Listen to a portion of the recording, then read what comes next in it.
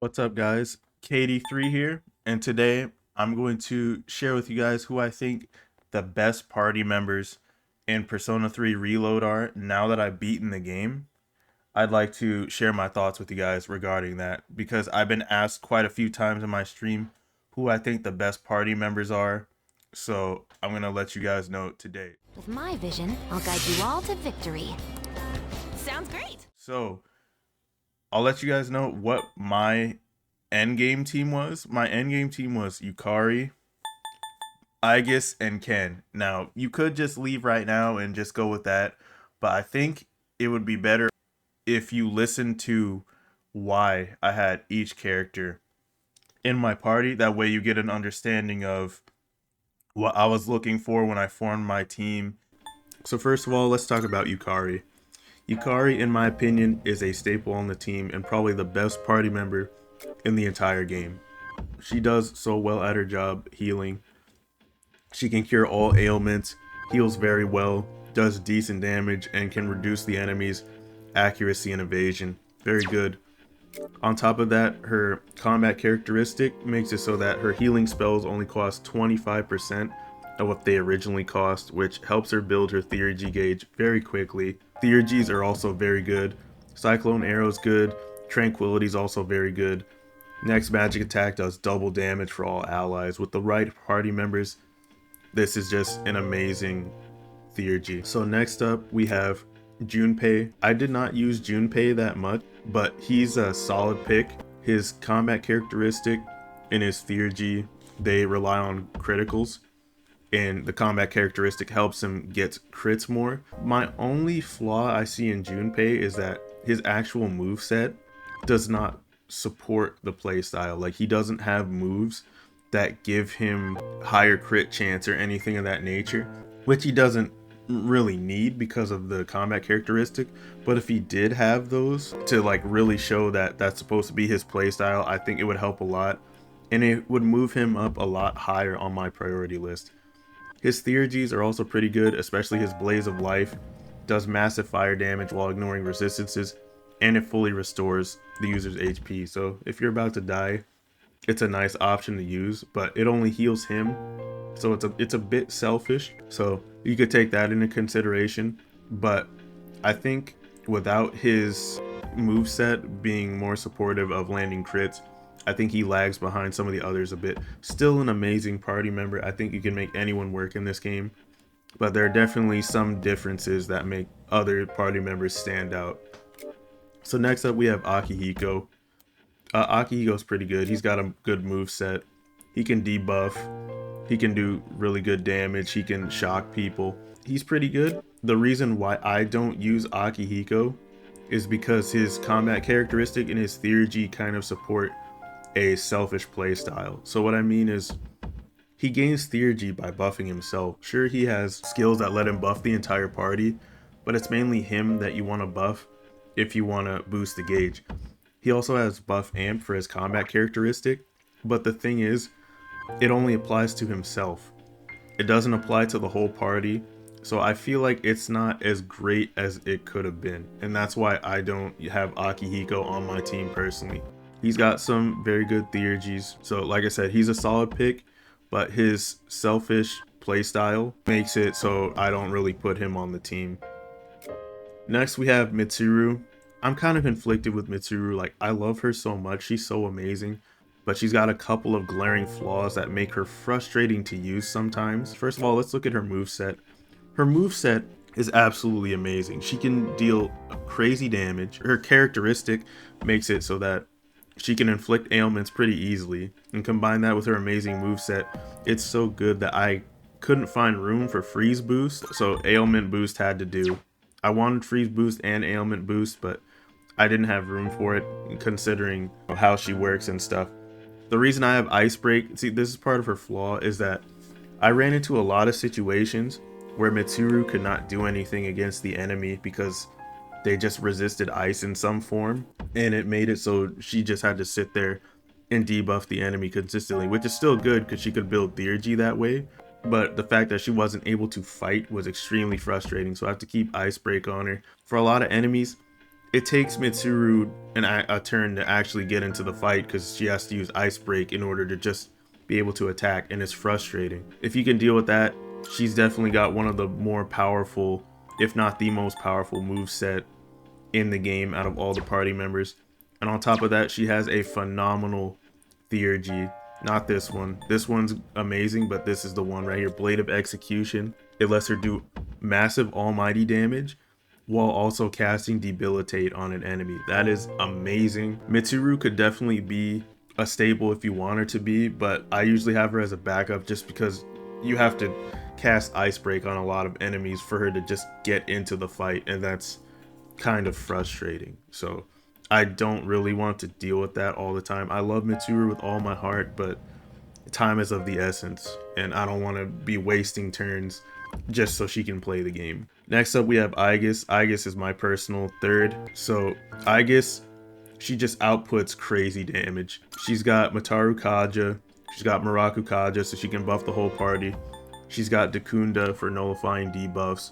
She's got Enduring Soul, so if she dies, she's coming right back. And she has Insta Heal, so if she gets inflicted with an ailment, she's good, she's recovering. Also, I keep an accessory on Yukari that also gives her Insta Heal, because she's the healer. You don't want her getting inflicted with ailments, or that's all bad for your team. So for Aigis, her theurgy and combat characteristic are also amazing because they support her playstyle.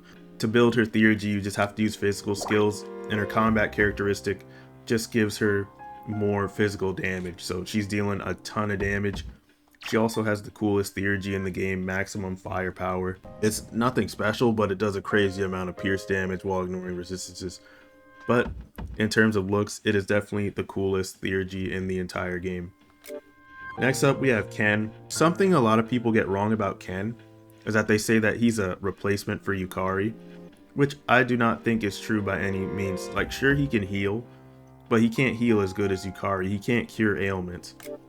I have Ken on my team as a staple. Ken and Yukari are staples on my team. And the reason is because later in the game, the enemies, they love to spam ailment casting spells and insta-kill. With Tetrakarn and Makarakarn, they can kind of keep the enemy in check. He has Heat Riser and Dekaja as well, which are really good. The one thing that I don't like about Ken is that his combat characteristic is counterproductive to his theurgy. The reason is because his combat characteristic gives him 10 SP every turn, but his theurgy only boosts when it's at less than half. With the moves Ken has, the only one that lets me get to half SP pretty quickly is Heat Riser. So I have to keep casting Heat Riser on the party to get him down to half SP because the other moves do it too slowly. Like even the barriers, it's a little tough. Like early game, it's really easy to get down to less than half SP, but later in the game, it becomes a little bit of a chore. He has one of the best theurgies in the game, and I think this is the reason why people like to call him a replacement for Yukari, but like I said, I don't agree at all. But he can revive the whole party. Even if they're not dead, he can fully heal them, and he can give them the ability to reflect one attack. So that is an amazing theurgy, and like I said, I think Ken is a staple due to his ability to keep the later game enemies in check. And finally, we have Koromaru. Koromaru is also a phenomenal party member.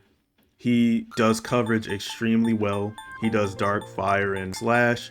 I've got amps on him, so he does crazy damage. He's got Debilitate. He's got Masuku Kaja. The thing that Koromaru excels at besides the element spread is that he excels at making the enemy not able to hit you, because he has Masuku Kaja and he also has Auto Masakunda for his combat characteristic, which lowers the enemy's accuracy and evasion by 3 turns at the beginning of the fight. And if you have Ali dance on anything, oh my god, good luck with the enemy hitting you. It's most likely not happening at all. His theurgy is easy to build up because of his coverages. If you exploit an enemy's weakness, he gets theurgy faster. Very easy for him.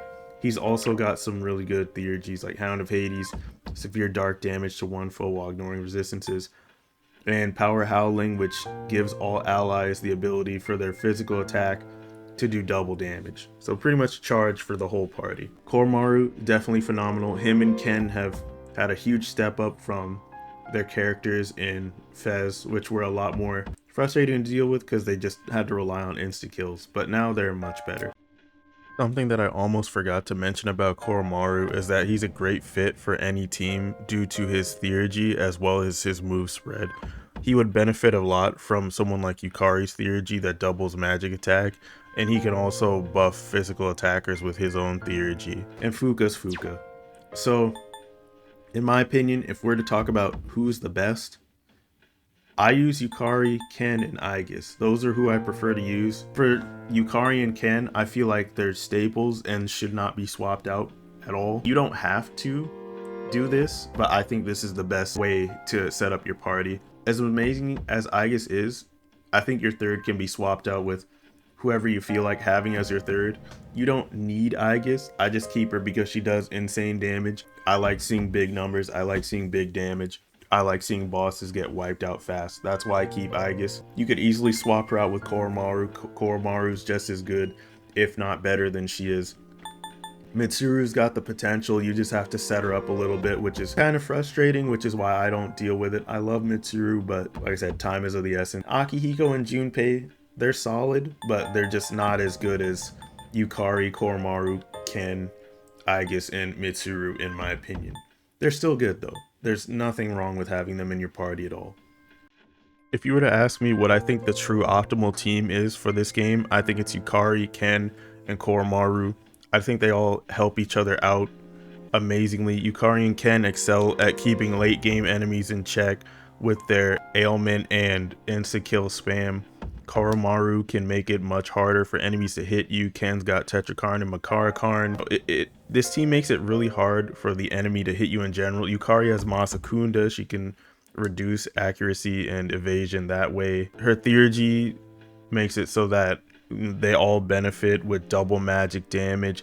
There's just a lot of things that come out of this team specifically working together. Like, sure, I use Aigis, but when Yukari uses that second theurgy, Aigis gains no benefit from using that. I just really like Aigis. You know, Ken's theurgy helps everyone. He can heal everybody and he can give them barriers. Like, this team just works super duper well together, and I think this is the optimal team. I would put Mitsuru in there instead of Koromaru because of her insane damage output, but like I said, most of the time she requires setup due to ice break. A lot of enemies, they resist ice and she can't really do anything about that. And Aigis, as much as I love Aigis, her flaw is that since she only deals in physical damage, if you're fighting an enemy that is completely invulnerable to physical damage, what does Aigis do? She's just a sitting duck like she was in Fez. I can't really say Aigis is the best.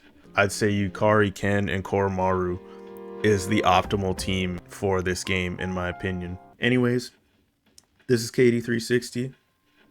Good luck forming your parties. I'll see you guys later.